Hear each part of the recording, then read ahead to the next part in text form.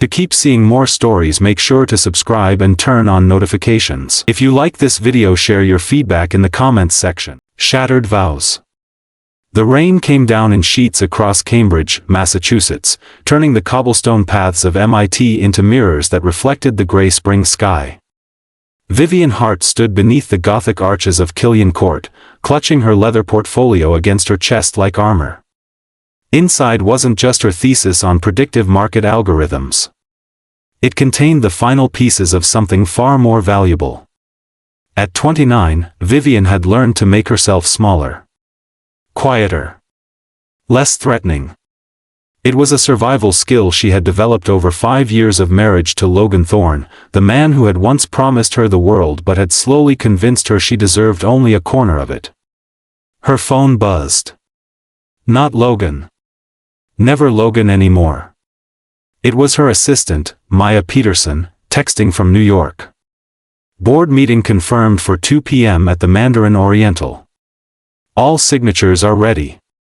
This is it, Vivian. Today you become untouchable. Vivian allowed herself the smallest smile.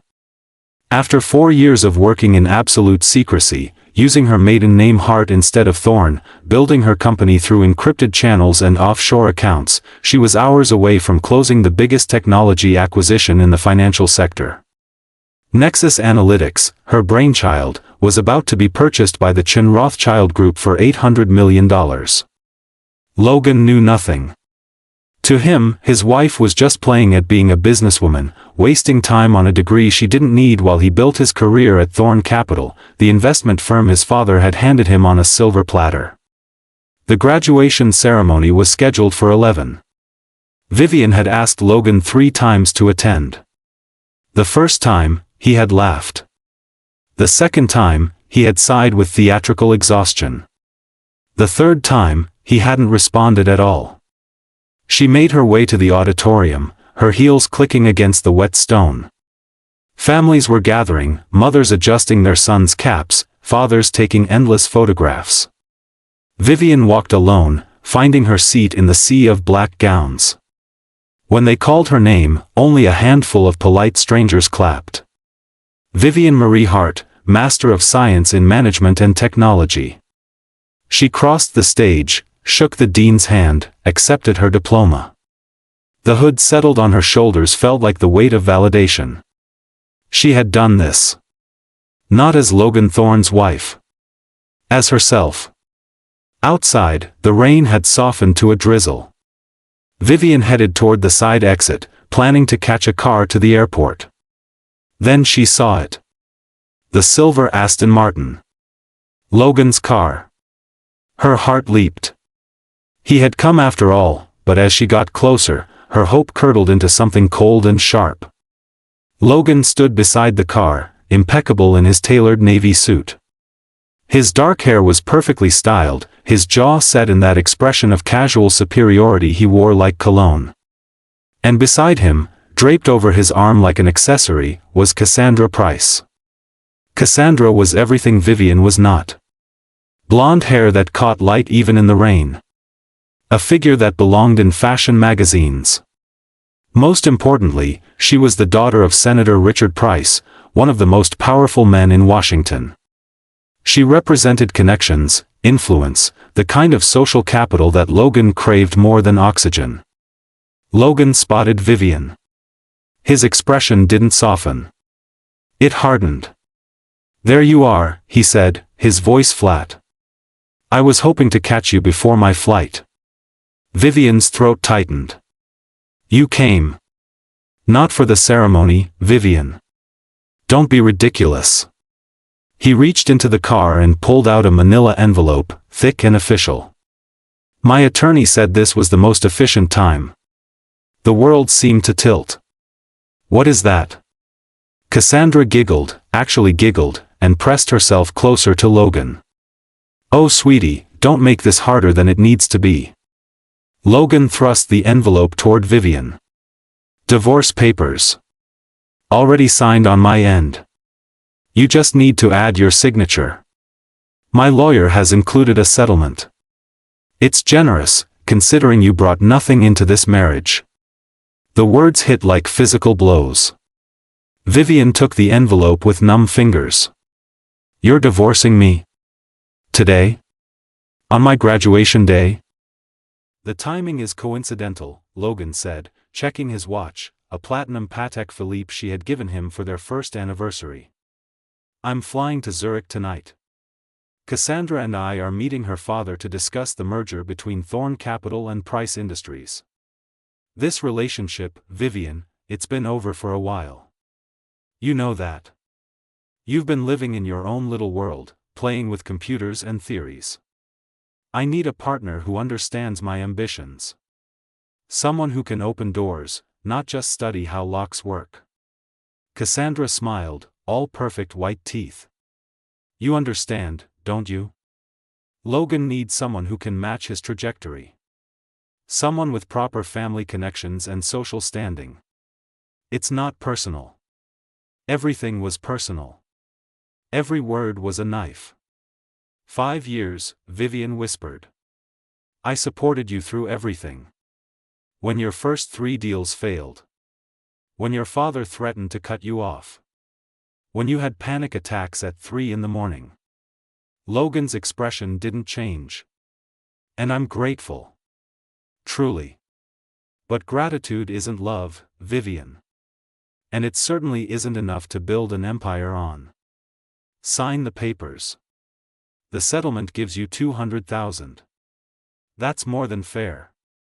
$200,000. Less than 1% of what she was about to receive in approximately 3 hours. Vivian looked down at the envelope. Then at Logan. Then at Cassandra, who was already checking her phone, bored with the conversation. Something inside Vivian crystallized. Hardened. Became diamond. I'll sign, she said quietly. Logan looked relieved. Smart decision. My lawyer will handle everything else. I need a pen. He handed her his Mont Blanc, the one she had saved for months to buy him. Vivian signed her name on every required line, her hand steady despite the storm raging inside her chest. When she finished, she handed the envelope back. Goodbye, Logan. Goodbye, Vivian. I hope you find whatever it is you're looking for. He got into the Aston Martin with Cassandra. The engine purred to life. They drove away, leaving Vivian standing in the rain, newly graduated, newly divorced, and newly free. Her phone buzzed. Maya again. The wire transfer just cleared. All 800 million. Congratulations, Vivian. You're officially one of the richest women in America. See you at the press conference at 4. Vivian looked at the message. Then at the spot where Logan's car had disappeared into traffic. She smiled. A real smile this time. Sharp and bright and absolutely ruthless. Goodbye, Logan, she whispered to the rain. Enjoy Zurich. Rising Phoenix.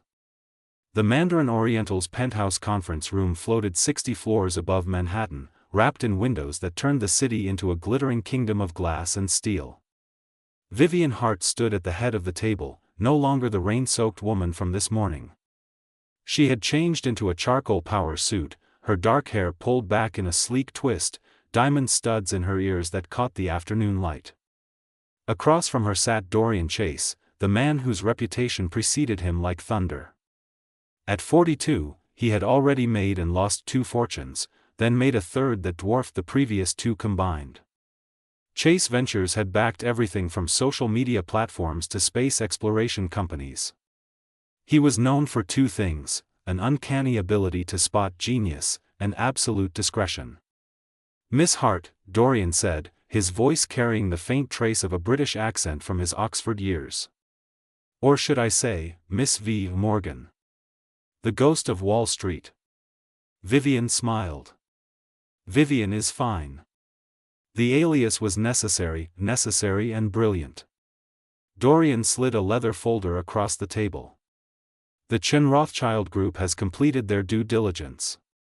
Nexus Analytics is everything you promised.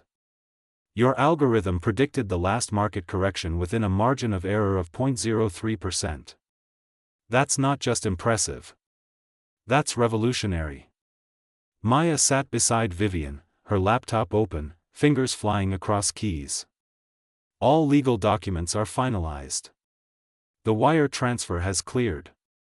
$800 million, now sitting in the accounts we established through the Cayman holding structure. Vivian felt the weight of it.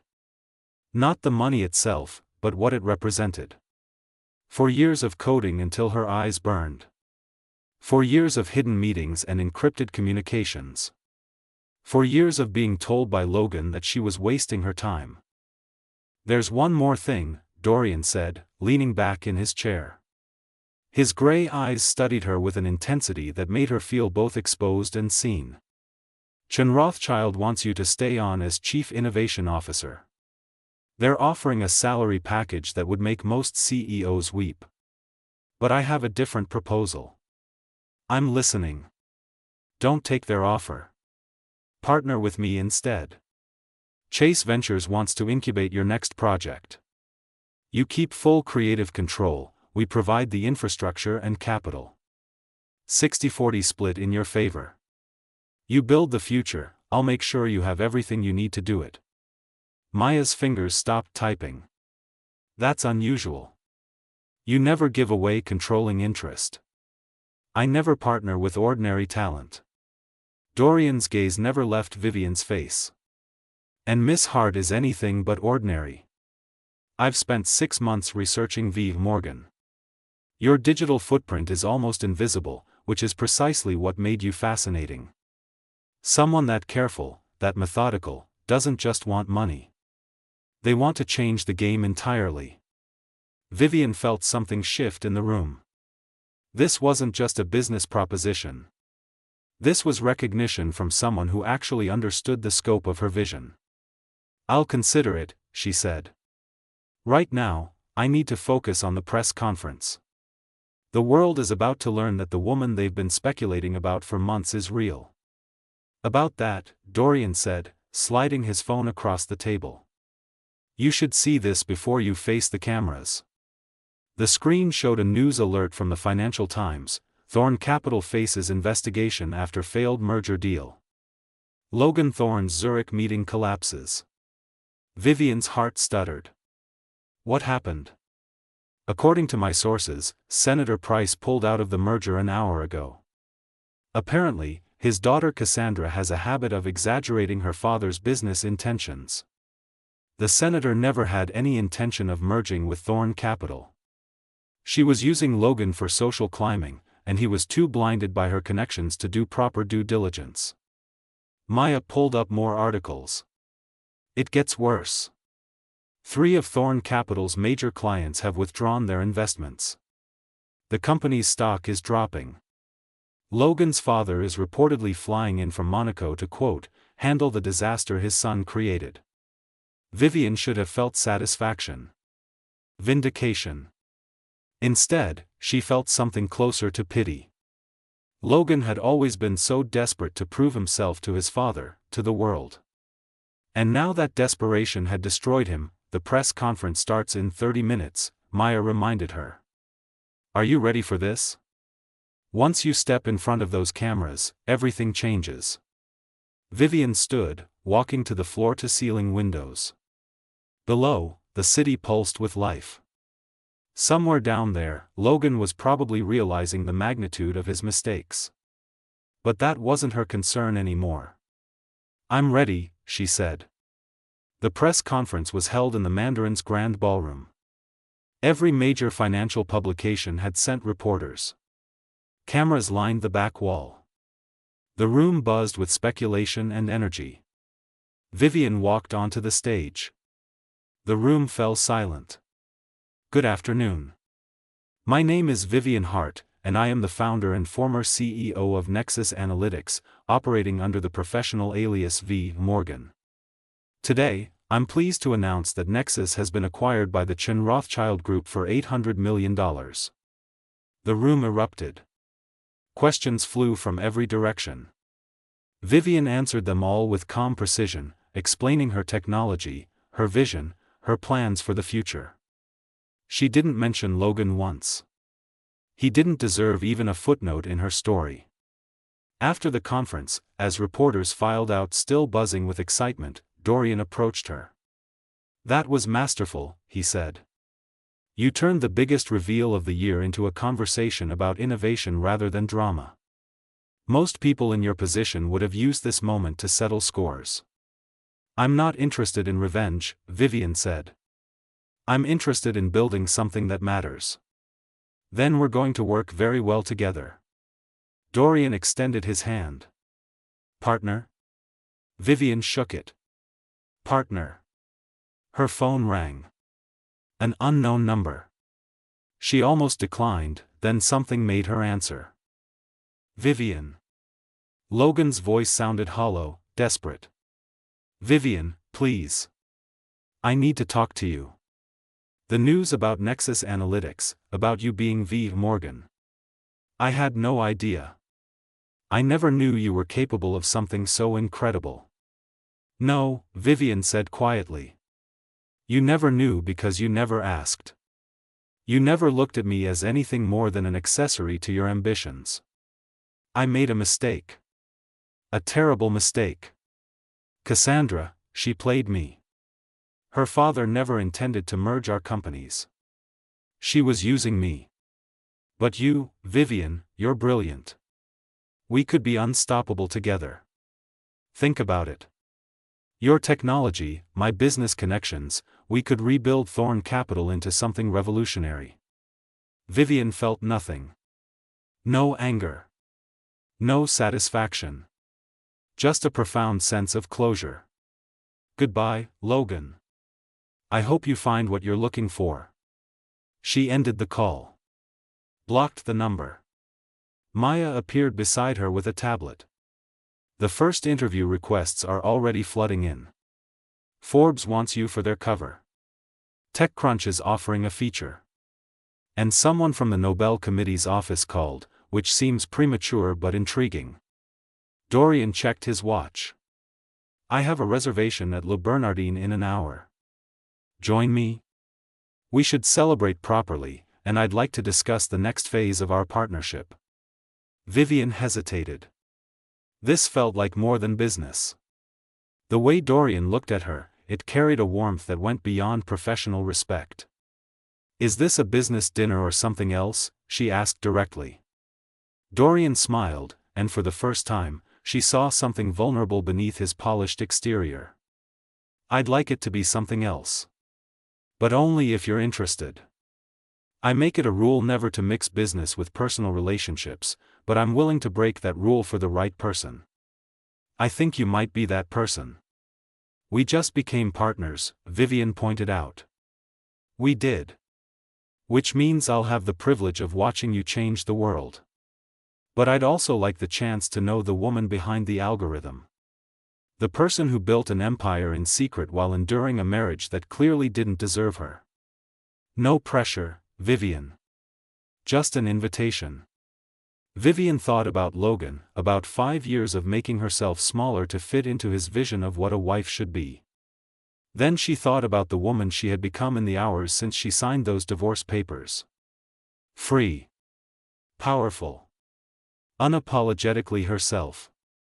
"Dinner sounds perfect," she said. "But I should warn you, I'm fairly terrible at small talk." "Good," Dorian said, offering his arm. "So am I. Let's skip straight to the interesting conversations." As they left the Mandarin Oriental, Vivian caught her reflection in the lobby's massive mirrors. She looked different. Not just the expensive suit or the confident posture. Something deeper had changed.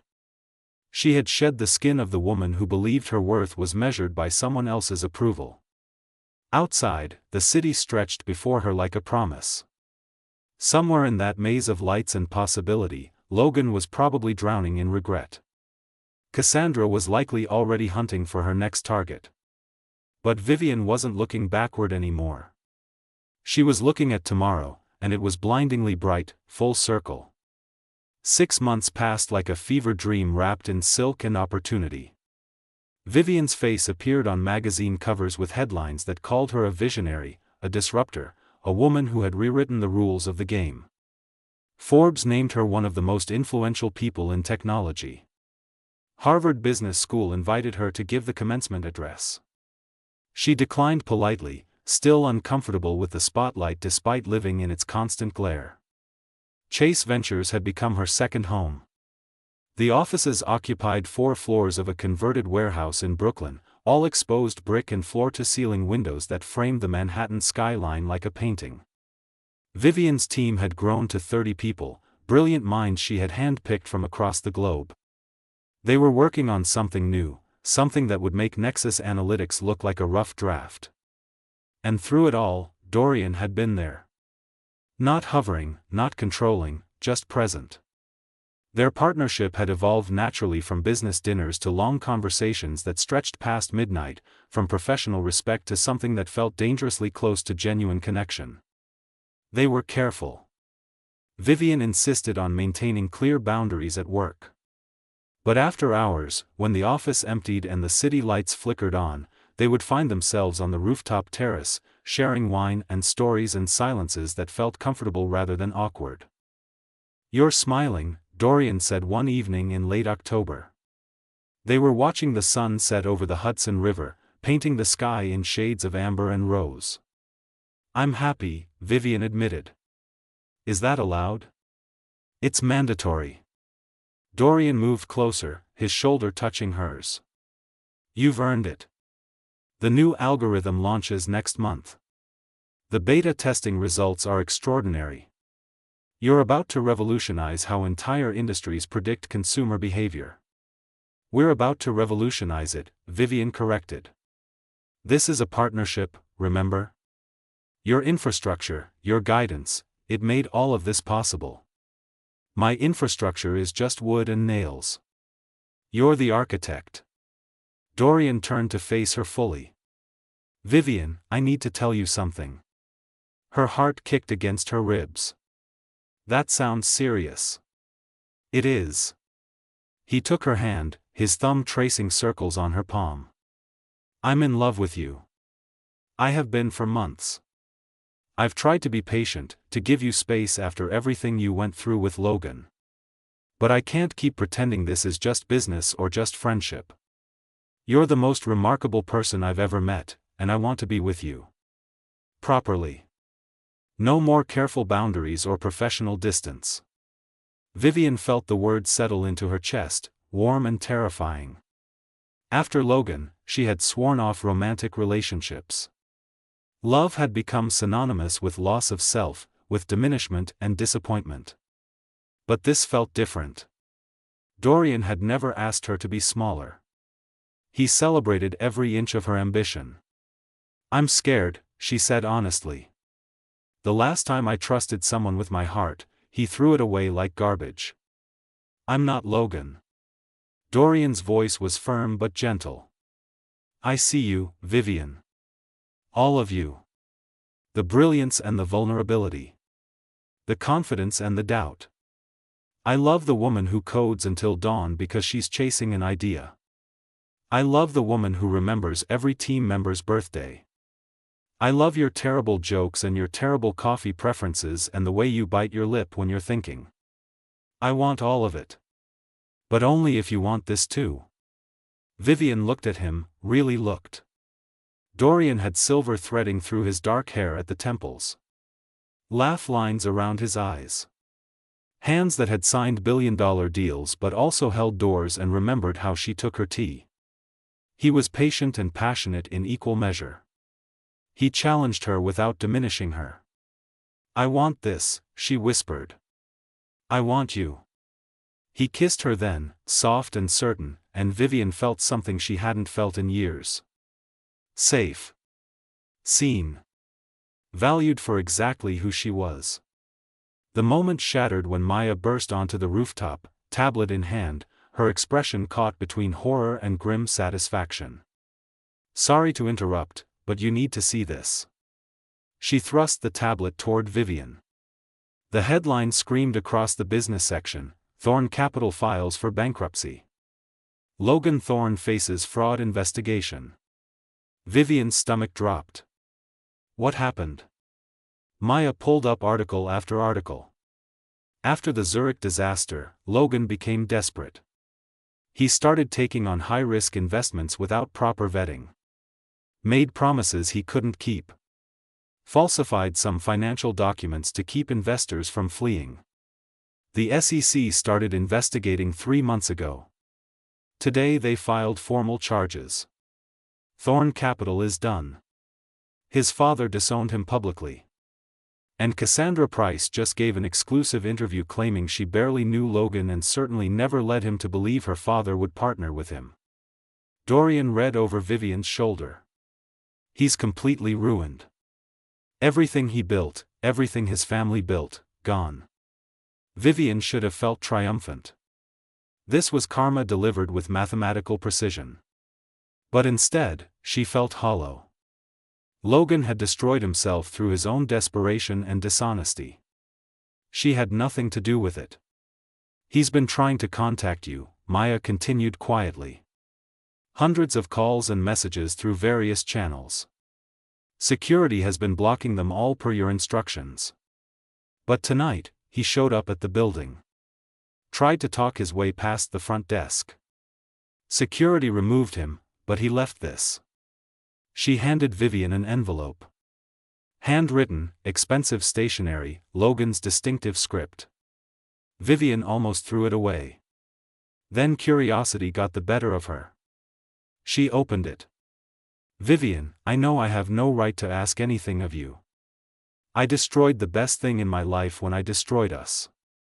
Watching your success has been like staring into the sun, blinding and beautiful and painful beyond description. You were always brilliant. I was just too insecure to see it.